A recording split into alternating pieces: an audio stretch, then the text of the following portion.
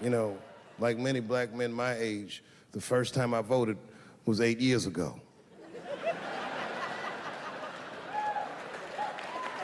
Right. I saw Obama on TV and said, oh, I'm voting for this nigga. I remember the day I voted for Obama. I voted in Ohio, and my vote matters in Ohio. Ohio is a battleground state, but when I pulled up to the polls, all the soldiers were in line. There were so many black people in that goddamn line, I didn't even know it was the polls. I thought it was a check cashing place.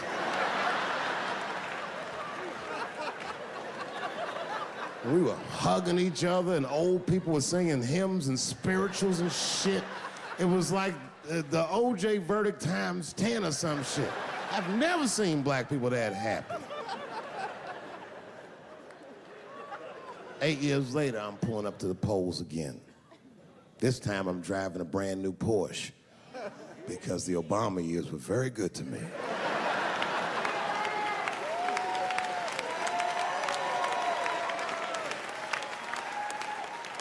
I was early voting, and when I parked my car, I figured out something that it would take the rest of the country another week to figure out.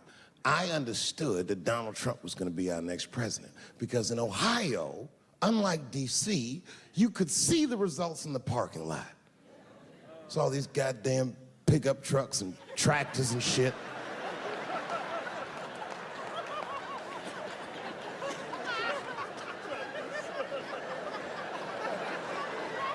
And then I walked up and I saw a long, long line of dusty white people.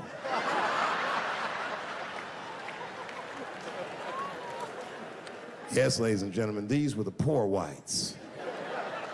And I must tell you, I've never had a problem with white people ever in my life. But full disclosure, the poor whites are my least favorites. We've gotten a lot of trouble out of them. And I've never seen so many of them up close. I looked them right in their coal-smeared faces. And to my surprise, you know what I didn't see? I didn't see one deplorable face in that group. I saw some angry faces and some determined faces, but they felt like decent folk.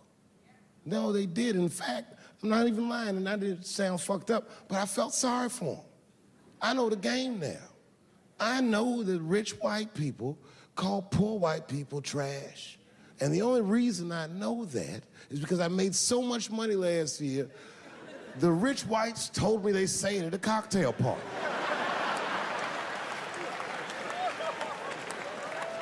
And I'm not with that shit. And I stood with them in line like all of us Americans are required to do in a democracy. Nobody skips the line to vote. And I listened to them.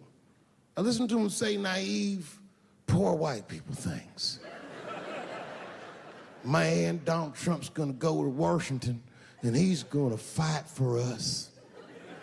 I'm standing there thinking to my mind, you dumb motherfucker.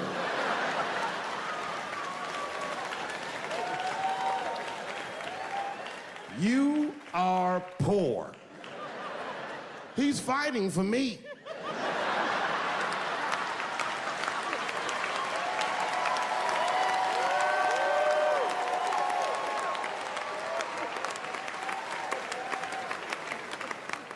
And they all looked at me. They could tell who I was voting for just as easily as I could tell who they were voting for. But do you guys know what we all had in common? Not one of us, not a single one of us, looked like we felt good about what we had to do in that booth. We were just doing our goddamn duty. Yes, I voted for Hillary Clinton. Of course I did. I voted for her because I liked what she said vastly better than I liked what he said. But to be honest with you, at that point, that shit was like watching Darth Vader do the I Have a Dream speech.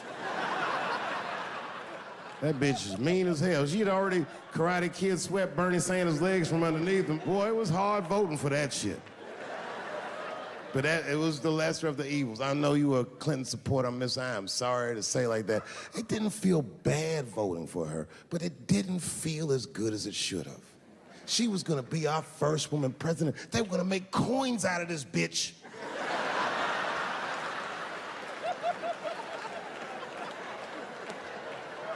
And somehow she just missed the dunk.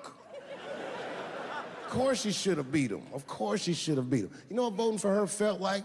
It was bittersweet. It felt like I was lucky enough to eat Halle Berry's pussy.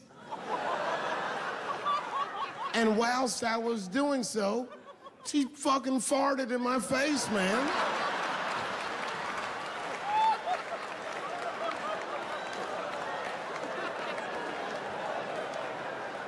Now you understand, I'd still do it. But boy, I wish she didn't fart in this great nation's face.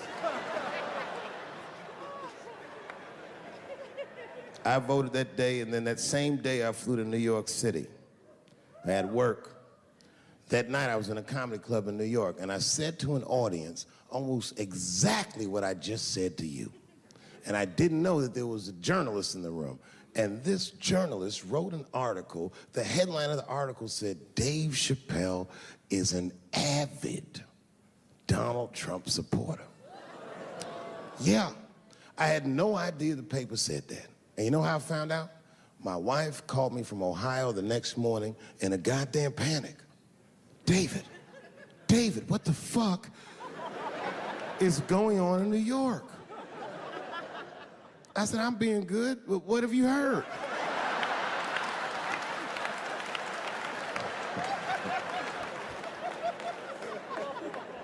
And my wife said, the paper is saying that you're a Donald Trump supporter. I was like, whew.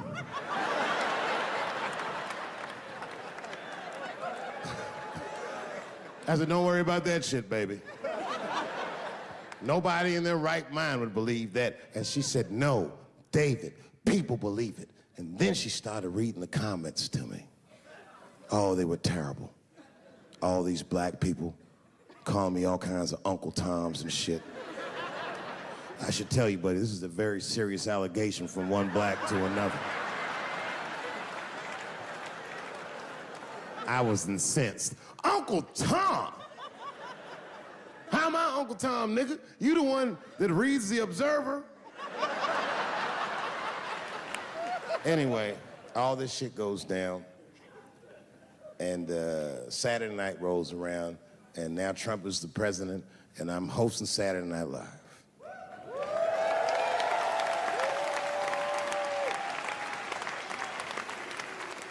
And I didn't really prepare my monologue, I just kind of winged it. And at the end of the monologue, I don't even remember what I said. I said something like, you know, fuck it, like we're historically disenfranchised and we're gonna give him, something about we're gonna give him a chance if he gives us a chance. I don't know what I said, but whatever I said, I really wish I didn't say that shit. It was not worth the trouble. Now I walk into the barbershop and all them black people just be looking at me like, yo, Dave, what's up with your boy? Yo, nigga, yo! Not my boy. Because I don't care if you're a Republican or Democrat, if you support him or not, any objective person is going to have to admit that this motherfucker is having a terrible go of it. It really is. We've had presidents before that have done bad jobs, but this shit is worse than a bad job. It's scary to watch. Holy shit, it's like seeing a crack pipe in your Uber driver's passenger seat.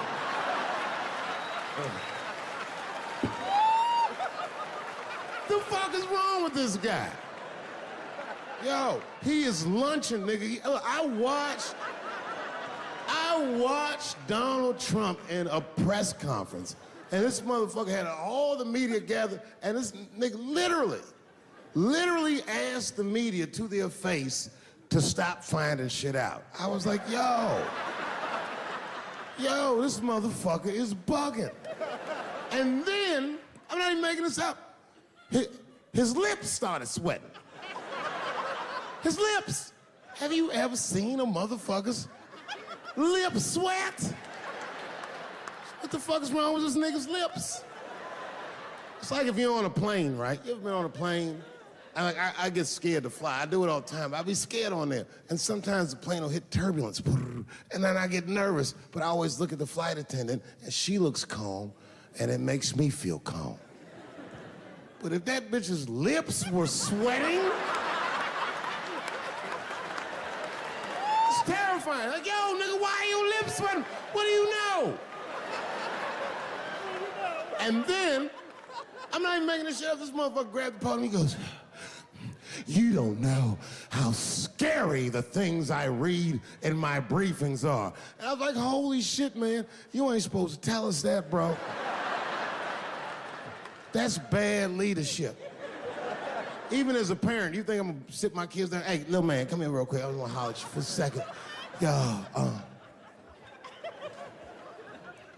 I'm 3 months behind on the rent, nigga, and I am worried.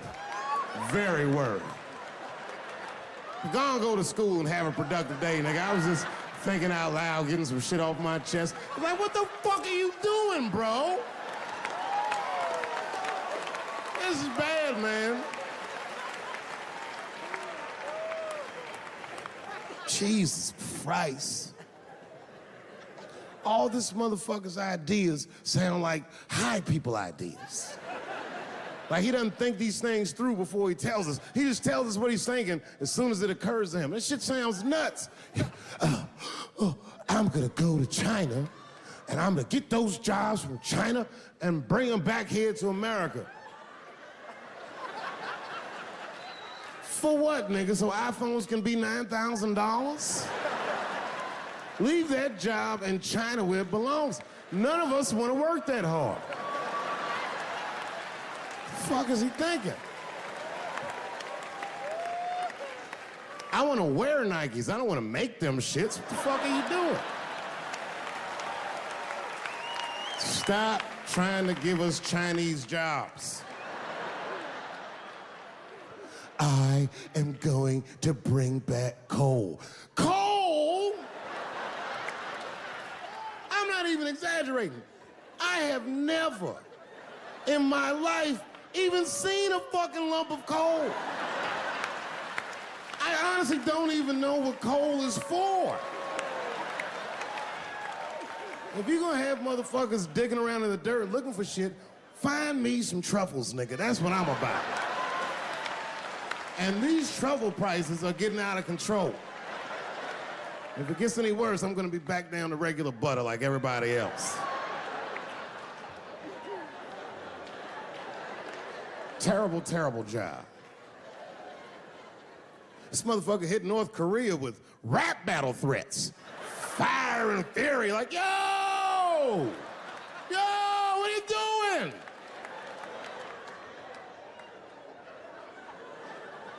It's fucking Korea, man. Kim Jong-un is a scary motherfucker. He might be as crazy as Trump. Some scary shit. And if you one of them naive motherfuckers that thinks that a war with Korea is gonna be easy, then you don't play Call of Duty at 3 a.m. like I do. Because that's when the Koreans play. Fucking 8-year-old Korean kid took out my whole goddamn platoon last night.